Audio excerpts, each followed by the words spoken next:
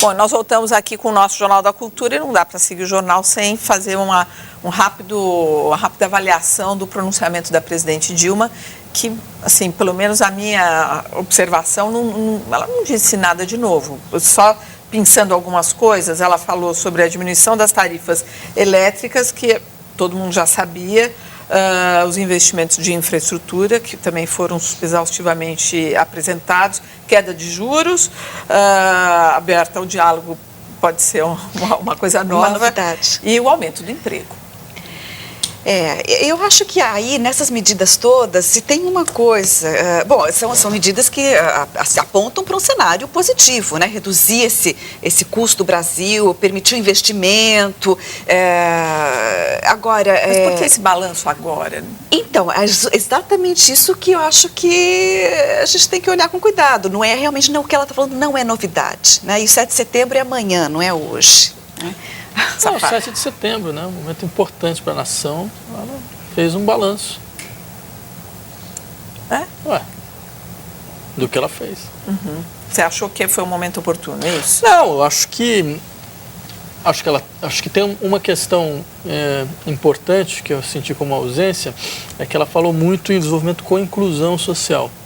Todas as medidas são medidas econômicas para impulsionar a produção, mas ela não apresentou nenhuma medida nova de inclusão social, né? Uhum. Então parece que de uma certa tecnologia de inclusão, como ela mesma descreveu, que o Brasil desenvolveu, parece que é essa, não há mais nenhum elemento a mais a ser acrescentado. Uhum. Eu acho também um dado importante.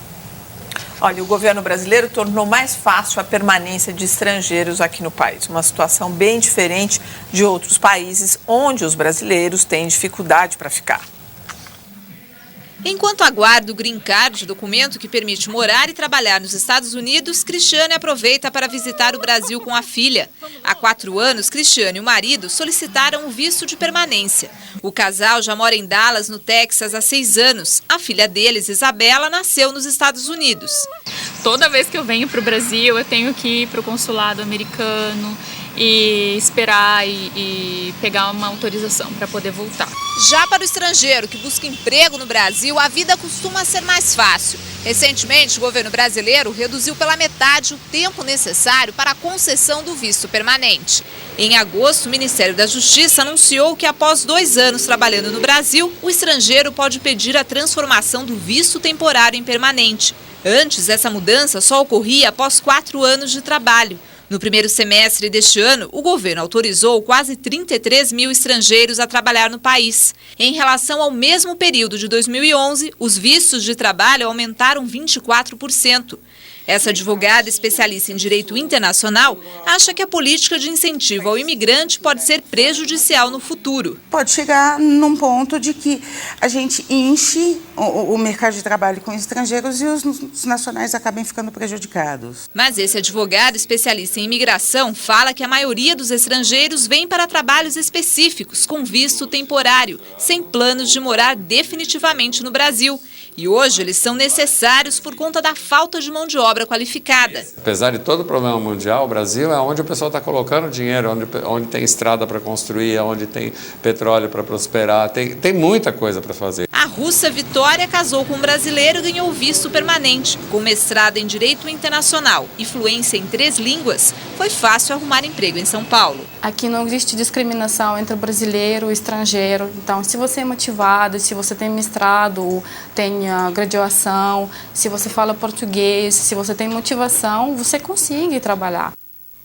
Você vê ali que tinha uma preocupação, né, de uma moça que falou, olha, isso vai acabar inchando muito o mercado de trabalho e tudo mais. Quer dizer, isso é ruim para o Brasil? Não, acho que esse país foi criado, entre outras coisas, graças a grandes fluxos imigratórios, né? Quer dizer, todo mundo nessa mesa aqui veio de fora. Então, acho que essa é uma característica fundamental da sociedade brasileira, ter sido sempre muito aberta a todo tipo de imigrante, né? Então, que ela consiga conservar isso, acho que é um elemento bastante importante, acho uma lição ao mundo, no momento onde, por razões econômicas bastante obscuras, você tem todo um sentimento de xenofobia muito arraigado, né? Uhum. Então, que isso ainda não exista no Brasil, né? Eu acho, pelo menos que o governo insista em mostrar que os imigrantes, eles são... Agora passa um atestado também, né? De que a gente precisa ter a nossa mão de obra qualificada mais em dia. Não, e eu concordo que realmente a migração é uma coisa muito positiva, essa troca de conhecimentos, de culturas, é algo que só faz crescer o país. Agora, esse cenário não é assim tão, eu acho que cor-de-rosa assim, porque, tudo bem, o governo vai diminuir o tempo necessário de trabalho para conceder o visto permanente, uma vez que o trabalhador está dentro do país já e empregado, né? Portanto, contribuindo para a economia. Agora, onde o governo, o sistema está selecionando, filtrando quem permite entrar. Então, está filtrando a entrada realmente de trabalhadores pobres de países latino-americanos. A gente tem recebido esse tipo de informação. Então, eles filtram, não deixam entrar trabalhador pobre de país latino-americano, mas favorecem a entrada daquele que é qualificado, muitas vezes europeu, russo, assim por diante. Acho que esse é um problema bastante grave, até porque boa parte de denúncias de trabalho escravo que a gente recebe é muitas vezes de trabalhadores imigrantes latino-americanos. É verdade, bolivianos. Por exemplo, teve o caso da Zara com os bolivianos e tal. Quer dizer, essa é de fato uma questão bastante sensível. Imagina, na Zona Leste é a indústria que prospera ali, que é a de confecção com essa mão de obra. Todo mundo sabe onde fica, inclusive. Falha de segurança no site da Eletropaulo expõe milhões de clientes. Dados cadastrais e de pagamento de 6.400.000 clientes puderam ser acessados e alterados durante uma semana no site da distribuidora de energia, Eletropaulo. A brecha, encontrada por um estudante de sistemas de informação, foi relatada à Eletropaulo na última sexta-feira, dia 31. O erro foi corrigido ontem. Produção e venda de veículos em agosto bate recorde histórico.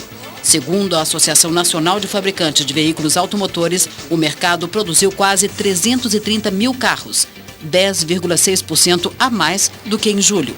As vendas passaram de 420 mil unidades, com alta de 15,3% em relação ao mês anterior. Tanque de ácido explode em Guarulhos, na Grande São Paulo. O acidente aconteceu hoje à tarde em uma fábrica de indústria química. Segundo o Corpo de Bombeiros, pelo menos 2 pessoas morreram e 7 funcionários ficaram feridos. 4 bombeiros tiveram intoxicação durante o atendimento às vítimas. Ainda não se sabe o que causou a explosão. Governador Geraldo Alckmin assina decreto permitindo que bares, restaurantes e hotéis excluam a gorjeta da base de cálculo do ICMS, Imposto sobre a Circulação de Mercadorias e Serviços, incidente sobre o fornecimento de alimentos e bebidas. A medida foi autorizada por meio de convênio firmado pelo CONFAS, Conselho Nacional de Política Fazendária. Cerca de 1.800.000 carros devem deixar a capital paulista no feriado de 7 de setembro. Desde hoje à tarde, o trânsito já está intenso nas principais rodovias de São Paulo. Para evitar ficar preso na estrada, o motorista deve ficar atento para os períodos de menor tráfego, na madrugada de hoje para amanhã e no final da tarde de sexta-feira. É uma loucura como o paulistano quer fugir daqui, né? Os moradores paulistanos. Tem gente de todo lugar. Aquela imagem, ainda bem que a gente está aqui. Olha, só ainda sobre a matéria anterior, falando da mão de obra que vem de fora, ocupando aqui o mercado de trabalho, tudo, o professor Luiz fala aqui no Twitter, a crise é a mãe da xenofobia. Querem comentar a frase dele? Não, acho que de fato em situações de crise econômica você tem alguns comportamentos sociais bastante reprováveis, né? Entre eles esse crescimento da xenofobia. Por exemplo, em países europeus, hoje há uma coisa da ordem do inacreditável. Né? Quer dizer, hoje, partidos xenófobos de extrema-direita têm em torno de 20% dos votos em vários países centrais. Né? E participam de governos, por exemplo, na Hungria, participou na Dinamarca durante muito tempo, participou na Holanda. Né? Então, é uma situação bastante preocupante. Historicamente também, o grande exemplo é a ascensão de Hitler na Alemanha. Né? No pós-Primeira Guerra Mundial, quando a Alemanha entrou numa crise, numa inflação absurda, onde o dinheiro não valia absolutamente mais nada, e que realmente cresceu o discurso xenófobo, ultranacionalista, racista do Hitler. E culpando sempre o estrangeiro, né? Culpando o estrangeiro por explorar o trabalho alemão e assim por diante. Não, o que é interessante é porque ao invés de você acertar as contas com o sistema financeiro mundial, com o sistema bancário, você vai direto nos imigrantes pobres, né? Como se eles fossem a raiz de todo o problema. Para encerrar aqui, o Enio pergunta qual a descendência de cada um aí da bancada. A minha descendência é italiana. Você, Vladimir Safatli, árabe, Jonte, sírio. Você? Portuguesa e inglesa. Pronto, resolvido então essa grande questão. 3 culpados e 1 absolvida. Esse é o saldo final do julgamento do núcleo financeiro do Mensalão, composto por executivos do Banco Rural. Na próxima semana começa o julgamento do caminho do dinheiro que, segundo a denúncia, foi lavado para comprar apoio político. 4 ministros votaram hoje: Gilmar Mendes, Marco Aurélio Melo, Celso de Mello e o presidente do Supremo, Aires Brito. Todos absolveram a ex-vice-presidente do Banco Rural, Ayana Tenório. Segundo eles, a executiva não participou da concessão dos empréstimos ao PT e às empresas de Marcos Valério, nem tinha poder de decisão sobre as prorrogações. O pouco tempo do banco, além do fato de que não era profissional do mercado financeiro, embora ostente um currículo respeitável, autoriza a dar crédito à versão da defesa, no sentido de que a Ayana não tinha conhecimento do que efetivamente representavam essas operações. Os outros acusados não tiveram a mesma sorte. Kátia Rabelo, ex-presidente do Banco Rural, foi considerada culpada de gestão fraudulenta por unanimidade. José Roberto Salgado, ex-vice-presidente, também foi condenado por todos os ministros. Vinícius Samarani, ex-diretor e atual vice-presidente, recebeu 8 votos pela condenação e 2 pela absolvição. As penas, que vão de 3 a 12 anos, serão definidas apenas ao final do julgamento. Na próxima sessão, na segunda-feira, o ministro Joaquim Barbosa vai começar a leitura do relatório sobre o crime de lavagem de dinheiro. Dos 10 réus que passaram pelo julgamento, 8 foram condenados. Ao mesmo tempo em que julga o Mensalão, o Supremo Tribunal Federal está envolvido em uma outra questão. O presidente da Corte, que é o ministro Aires Brito, enviou o projeto de lei para o Congresso pedindo reajuste de 7,12% a partir de janeiro do ano que vem. Com o aumento, o salário do STF subiria para R$ 28.600. O valor passa a ser o teto do funcionalismo. Sobre o salário é isso aí, ponto final, né? Agora, sobre o Mensalão, acho que agora a expectativa se volta com relação ao julgamento do núcleo político. É verdade.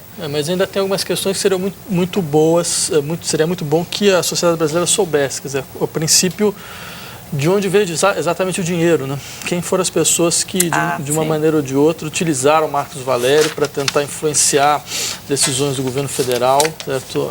A partir de promessa de certas benesses financeiras, né? Isso ainda não está claro. Qual é o núcleo empresarial, né? Não é só o núcleo político, mas também qual é o núcleo empresarial do Mensalão. Quer dizer, qual a origem do dinheiro, de onde veio, né? Quer dizer, porque, veja, existe um processo, quer dizer, teve um núcleo político, né, que foi responsável por todo esse procedimento, né, tanto nesse governo quanto no governo passado. Agora, existe um núcleo empresarial que perpetua-se, inclusive, nos 2 governos, o Fernando Henrique e o governo Lula, né, que não está sendo tocado, né? Bom, seguindo aqui, só fazendo uma observação de 2 pessoas no Twitter falando que não é descendência, é ascendência.